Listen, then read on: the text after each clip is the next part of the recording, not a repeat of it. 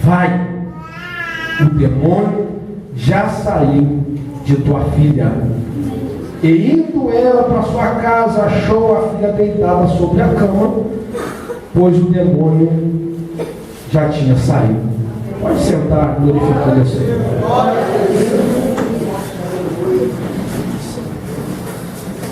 Você pode estar pensando, o que tem a ver o texto de Mefibosete com o texto da mulher cananeia? O tema da campanha nesta noite é saindo de Lodebar. Eu quero trazer uma palavra para o teu coração, cujo tema é como sair de Lodebar. O tema da minha mensagem nesta noite é uma pergunta: como sair de Lodebar? Entrando no texto que acabamos de ler, Marcos capítulo 7, a Bíblia está narrando um acontecimento, um fato, e ela vai dizendo que Jesus, levantando-se dali, foi para os territórios de Tiro e de Sidom, dali de onde, lendo os versículos que antecedem este texto, nós vamos perceber que Cristo estava em sua casa, ensinando os seus discípulos. Em outro contexto, nós vamos entender que Cristo tinha uma casa em Cafarnaum. Então, Cristo estava em Cafarnaum, e ele levantou de onde? De Cafarnaum, e foi para os territórios de Tiro e Sidom. Só que parece muito simples, mas não é tão simples como parece.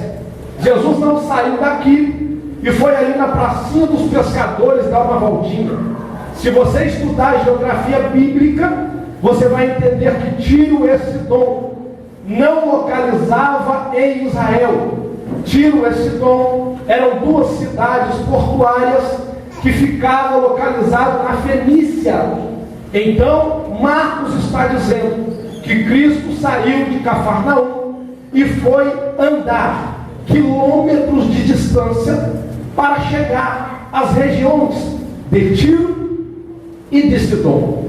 Mas ele continua enfatizando e vai dizer: e quando Jesus chegou ali, ele entrou em uma casa, porque queria que ninguém o soubesse. Ou na nossa linguagem, Jesus chegando naquela região, ele entrou em uma casa, porque ele queria se esconder. Jesus saiu de Cafarnaum para ir para Tiro e Sidom, para chegar lá, entrar em uma casa e se esconder. É o que ele está dizendo. Mas logo depois dele dizer isso, a vírgula corta um espaço dentro de outro espaço que continua dizendo: mas ele não pôde se esconder. Se eu abrir um parêntese neste pequeno versículo que estamos falando, eu posso entender que Marcos está dizendo que Jesus saiu de Cafarnaum, foi para as regiões de Tiro e Sidom, chegou lá e ele entrou numa casa e se escondeu. Se eu olhar para a minha vida, e se eu olhar também para a tua vida, vida de quem tem ministério, vida de quem tem chamada, por muitos momentos nós vamos pensar e até indagar, perguntar: parece que Deus está se escondendo de mim, porque quanto mais eu clamo, quanto mais eu peço para sair de Lodebar, quanto mais eu preciso da vitória, preciso de uma transformação, de uma mudança de Deus na minha vida, parece que em vez de melhorar, piora. É aonde você vai perguntar: parece que Deus está se escondendo de mim. Se eu começar a rodar pela Bíblia Sagrada, eu vou conhecer a história de um rapazinho chamado José. José era o penúltimo filho de Jacó, ou 11º filho de Jacó. José era pastorzinho de ovelha, irmão de muitos outros irmãos mais velhos do que ele, que quando Jacó morresse, iriam mandar em toda a propriedade. Mas o que chama a minha atenção é que José era muito obediente. E isso também chamou a atenção de Jacó. José era obediente demais. E esta obediência fez com que o seu pai se tivesse um carinho a mais com ele. E chega até fazer uma túnica de várias cores para José. E eu percebo que o ciúme, a inveja de seus irmãos, faz com que eles vendem José como escravo para o Egito. Então eu começo a perceber que José, ele não estava andando errado. José estava andando na linha.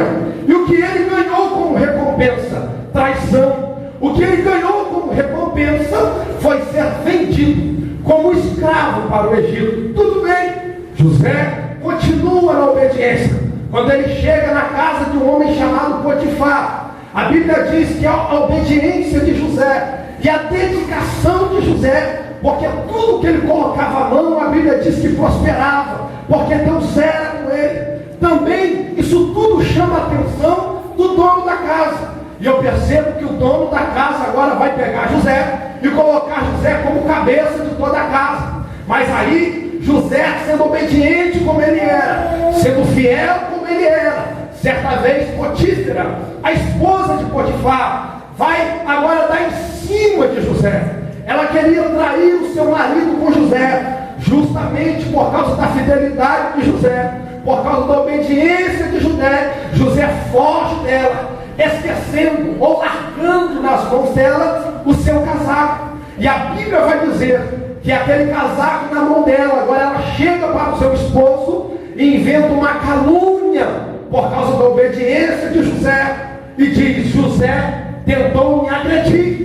Por causa da obediência de José, agora que ele foge do pecado, agora que ele não aceita o pecado, ele ganha mais um presentinho. Que presente que ele ganha? Cadeia. Vai José para a cadeia, na obediência, mas na cadeia. Se eu me colocar no lugar de José, eu posso perceber. Se ele não falou, eu falaria. E eu também perguntaria: parece que Deus se escondeu de mim. Parece que Deus está se escondendo de mim. Porque quanto mais eu faço certo, mais as coisas vão se estreitando. Se eu olhar para Davi estava no pasto, apacentando a ovelha do seu pai. Davi era um menorzinho, era um rejeitado da família, que nem o seu pai dava alguma coisa por ele. Por quê? Quando Samuel chega para fazer o sacrifício, ele diz a Jessé: chame os mancebos, todos os mancebos, porque amanhã sacrificaremos. E Jessé não se lembrou de Davi. Por quê? Porque Davi era o rejeitado, estava lá no meio do pasto. Só que certa vez, depois que ele é ungido por Deus, ele enfrenta um gigante chamado Golias.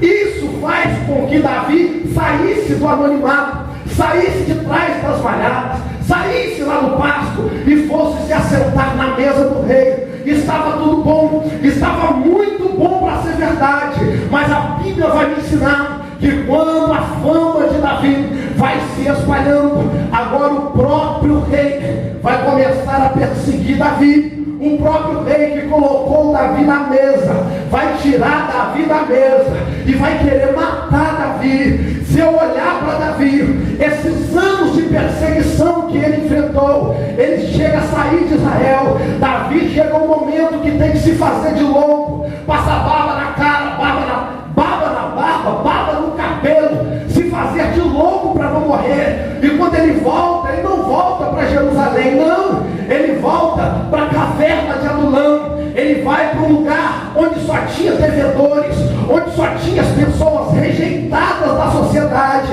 E vai Davi. Se eu olhar para Davi, irmão, se eu estivesse no lugar de Davi, eu também poderia perguntar ao Senhor e dizer: Deus, não foi o Senhor que me colocou na mesa? Por que está acontecendo isso tudo comigo? Porque o Senhor está se escondendo de mim, Senhor. Porque eu estava na mesa e olha o que aconteceu comigo. Por que o Senhor se esconde de mim? Aí eu vou analisar a vida de outro homem chamado Jó. Jó era tão fiel, Jó era tão temente a Deus, irmão, que não era o homem que dava testemunho dele. O próprio Deus deu testemunho de Jó. O próprio Deus chegou para Satanás e disse: ei, Satanás, Satanás, está vendo meu servo Jó, homem íntegro, homem que se afasta do mal. Olha Jó, olha Satanás, Jó é tão íntegro, Jó é tão fiel, que ele disse: porventura pecaram os meus filhos. Ele oferecia sacrifício até pelo pecado dos seus filhos. Jó tinha fazendas, riquezas, era bastardo, abastecido, abençoado por Deus. Só que certo dia, um conflito, uma batalha, Satanás batalhando contra Jó. Então Deus permite que Satanás tocasse, tirasse tudo que Jó tinha. O primeiro presentinho que Jó ganha é a perda dos seus 10 filhos de uma só vez. E daqui a pouco ele começa a perder todas as suas fazendas. E também outra hora, além disso, Satanás toca na sua carne e ele é acometido de uma lepra. Você sabe o que é lepra? Lepra derrete nariz, lepra derrete orelha, lepra faz com que se apodreça os seus órgãos e ninguém consegue ficar perto de você, porque o mau hálito vai a metro de distância. E aí Deus não falou para Jó o porquê que estava fazendo aquilo, não falou. Mas eu percebo que o que mais intrigava Jó era o porquê que Deus não falou para ele. Ele vai dizer no capítulo 10, no versículo 2: fazes-me saber porque contende comigo. O que intrigava Jó é que porque ele ser tão fiel, mas tão fiel que ele era, aconteceu tudo aquilo com ele. Se eu me colocar no lugar de Jó, eu também vou poder dizer: porque o Senhor está se escondendo de mim. Porque o Senhor se esconde de mim. Agora eu entro no contexto dessa campanha. Se eu olhar para a vida de um rapaz chamado Mefibosete, para quem não sabe, Mefibosete era filho de Jonatas. Mefibosete era neto do rei da época. Mefibosete tinha os melhores cuidados da época. E ele nasceu ainda em época em que Saul ainda tinha todo o poder em suas mãos. Saul era o rei do momento. Mas a Bíblia vai dizer em outro contexto, Samuel capítulo 4, que quando agora Saul é morto, agora Jonatas é morto, que a notícia chega à casa de Mefibosete. Mefibosete tinha 5 anos de idade, e uma consequência da vida faz com que a sua ama ou a sua babá tome ele pelos braços e sai correndo com ele. Não, ela não jogou ele no chão de propósito, ela só pega ele para proteger. Ela foge com o garoto, e a Bíblia diz que agora as consequências, essas novidades que a vida traz para nós, faz com que ele escorrega da mão dela, ele cai com os 2 pés no chão, e agora ele fica coxo, paralítico de ambos os pés. E depois do seu pai morto e do seu avô também morto, ele vai morar de favor na casa de Maqui, filho de Amiel, lá em Lodebar. Lodebar, para quem não sabe, deriva-se de uma palavra hebraica que significa não. Debar significa palavra. Então Lodebar significa não palavra. Os estudiosos vão traduzir e dizer sem palavras. Outros vão dizer Lodebar significa silêncio, porque não fala, não há palavra. Lodebar significa silêncio. Agora um jovem, um menino que era para ter tudo do bom e do melhor, que era para ter um futuro grandíssimo sobre a face da terra, agora ele está morando na casa de favor, na casa de Maqui, filho de Amiel, em uma terra, segundo estudiosos, onde não tinha pastagem, não tinha saneamento básico, lá nada se plantava e nada colhia. E está agora Mefibosete, anos da sua vida, morando de favor na casa de Maqui. Se eu olhar para Mefibosete, se eu estiver dentro, se eu estivesse dentro dele, eu também iria dizer: porque o destino, as consequências da vida me trouxeram para cá, porque eu sou neto de rei, era para mim estar reinando uma hora dessa, e olha onde eu estou, sou paralítico e ainda morando de favor. Mefibosete também perguntava, se eu estou no lugar dele, eu perguntava: Senhor, por que o Senhor se esconde de mim? Por que o Senhor se escondeu de mim? São as consequências que a vida traz para mim e traz faz também para você. Só que agora, voltando no texto que nós lemos, Jesus vai para Tiro e Sidom. Ele tenta se esconder, mas agora, vírgula, corta essa fala e uma nova fala começa. Mas ele não pôde se esconder. Oh meu Deus, quando eu leio essa palavra, eu já começo a me alegrar. Por quê? Ele não pôde se esconder, porque tinha uma mulher cuja filha tinha um espírito maligno, e ela vendo Jesus, ouvindo falar dele, se lançou aos pés dele. O que eu quero falar para você, Jesus não pôde se esconder. Aí, se eu começar a voltar agora na vida de José, que eu comecei a falar, se eu olhar para José, se José continuasse na casa de Jacó, José seria pastor de ovelha. José não iria crescer. Só que Deus já tinha dado sonho para José. Deus já tinha planejado a governança do Egito para colocar na mão de José. E quando eu olho para o contexto e percebo que certo dia, por causa do dom que Deus deu para ele, interpretação de sonho, agora ele vai se apresentar para o rei, e o rei olha para ele e tem que falar: a outra pessoa entre nós em que há o Espírito de Deus e que me fez saber todas essas coisas, a partir de hoje colocarei meu anel no teu dedo, todo mundo te obedece, tu serás o segundo no meu reino. Eu percebo que Deus não estava se escondendo de José, Deus só estava preparando o caminho para fazer com que a exaltação de José chegasse. Se eu for lá para Davi, eu posso perceber, irmão, que aquela perseguição de Davi foi tudo ocasionado por Deus. Por quê? Porque era necessário que o próprio Deus se livrasse de Saul, para fazer com que Davi começasse a reinar. E quando Davi começa a reinar, ele começa a entender: Deus não tinha se escondido de mim, ele só estava preparando toda a situação. Se eu for agora para a vida de Jó, eu posso ver que no final das palavras de Jó, ele vai dizer: antes eu te conhecia, te ouvi falar, mas hoje os meus olhos te veem. O que você quer dizer, evangelista?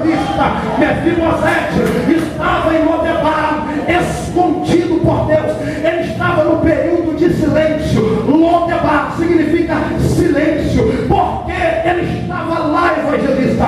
Porque sempre que morria um rei, os filhos dos reis poderiam ser atacados por pessoas que queriam roubar o poder. Então eu percebo que o próprio Deus permitiu que ele fosse para Lodebar. Deus estava segurando, Deus estava escondendo Mefibosete da perseguição, Deus estava guardando Mefibosete, só que ele não estava falando, ele só estava fazendo, porque Deus não fica falando no momento que faz. Primeiro ele faz, continua fazendo, depois ele fala. Imagina uma mulher que vai fazer e preparar uma comida para o marido. Imagina, ela soca o alho e volta para o marido e fala: amor, eu acabei de socar o alho, tá? Espera que a comida vai sair. Depois ela volta, corta o coentro. Amor, eu acabei de cortar o coentro, espera. Depois ela volta, prepara a salsinha, a cebolinha, e vai ser: amor, agora eu cortei a salsinha e cebolinha. Não, surpresa não acontece desse jeito. Ela vai falar: amor, espera um pouquinho que eu vou fazer um negócio sobrenatural para você. Ele pode reclamar com ela e dizer: está demorando, mulher, eu estou com fome, cadê a comida? Mas ela não vai ficar falando o que ela está fazendo. Assim é o meu Deus. E o teu Deus, ele não tem obrigação de ficar respondendo todas as perguntas suas, meu filho. Ei, deserto não é lugar que Deus fica falando toda hora, não. Deserto é lugar que ele te coloca para te preparar, para te lapidar, para preparar a comida. Mas tem um negócio: o banquete já está sendo preparado, e na hora certa Davi vai mandar buscar Mefibosete. Só que tem um negócio: Davi manda tomar Mefibosete. A palavra tomar significa tirar com força. O que é tomar? Se ele fosse pedir a Maquia para liberar Mefibosete, tudo bem, mas ele foi tomar Mefibosete. Mefibosete. A Bíblia diz: Davi enviou e tomou Mefibosete da casa de Maquir, de Lodebar. O que você quer falar, evangelista? No silêncio, para de murmurar e enalteça o nome do Senhor. No deserto, para de reclamar e adore o nome do Senhor. No deserto, fica quietinho, vai jejuando, vai orando, como o profeta disse, que o Senhor vai preparando o banquete. Mas a verdade é que Davi vai colocar Mefibosete para comer na mesa todo santo dia. Ele disse: Mefibosete, tu não vai comer só uma hora, tu não vai comer só um dia na semana, tu vai comer sempre comigo à mesa, quando os meus filhos comem. O que eu quero dizer para você, o que Deus prepara não é para um minuto, o que Deus prepara é para a vida toda e para a eternidade também. Por isso que costuma demorar um pouquinho para você, mas Deus não trabalha de acordo com o seu tempo. Deus tem o tempo dele de trabalhar e de fazer as coisas. Então eu quero profetizar para você nesta noite. Levanta a mão que eu quero profetizar. Eu quero profetizar que Jesus vai se apresentar para você na hora certa, no momento exato. Ele só está querendo fazer uma surpresa. Para de reclamar e passa a adorar o nome dele, meu filho. Quando tu adora, Satanás cai por terra. Quando tu enaltece, a calúnia cai por terra. Quando tu se levanta para adorar, o Senhor te ouve lá em cima e vai preparando o melhor banquete para você. Mas eu vim aqui profetizar e eu vou começar a profetizar, porque eu estou sentindo um negócio gostoso aqui. A condenação que o Satanás preparou para você não vai acontecer. O laço de morte, ele já está preparando o banquete para você. Quem acredita, levanta a mão e adora.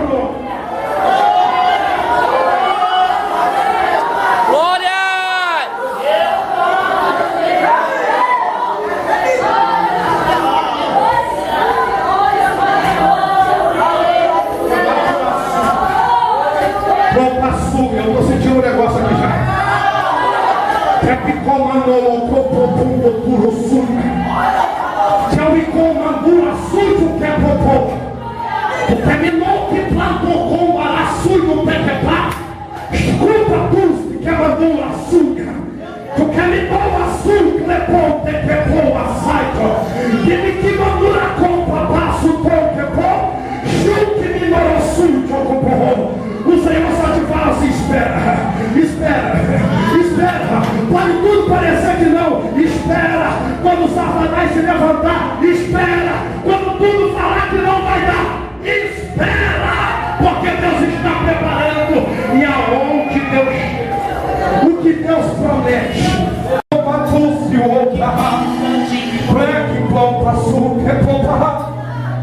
pode pensar, Deus, que ele não está no controle. Tu pode pensar que não. Tu pode pensar que ele se esqueceu de você, mas ele não se esqueceu. Cristo que mandou sair, essa causa que tu há tanto tempo entrega na mão dele. Olha o mover que Deus faz na tua casa. Eu vejo um antes de forte. Cristo para a suja. Deus manda te dizer assim: quando tu me clama, eu corto o laço. Quando tu me clama, eu livro da morte. Quando tu me busca, eu faço milagres. Parece que eu não estou vendo, mas eu estou cuidando, assim te diz o Senhor. Nunca pare de buscar, porque aquele que tu tanto clama, próximo que manso rumo a está na mão dele. E a seu tempo tu vai ver o milagre acontecer. Quem acredita na vitória das mãos, levanta a mão para adorar o nome de Jesus.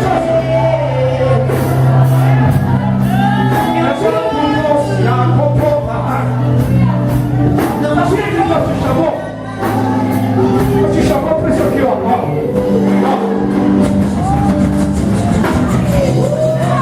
Deus te chamou para isso, ó. Para entrar na peleja, para boca, roupa, fruta, e que mandou-se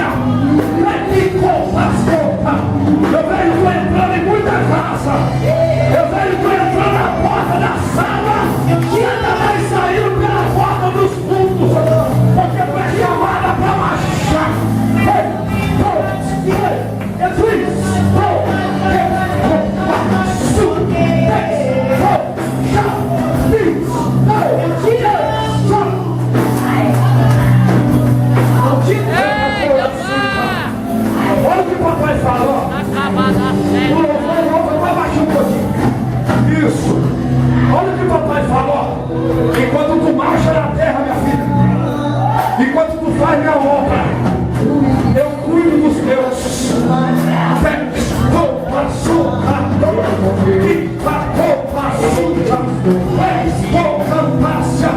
E ele está dizendo assim, ó, descansa, deleita, descansa e faz a obra, porque esta causa que tu está tão preocupada está na minha mão. Eu estou no controle, eu estou no comando. Olha, sou eu que permito tudo, mas eu estou no controle. Aproveite e se aproxima de mim, porque eu tenho algo espiritual para entregar sobre a tua vida.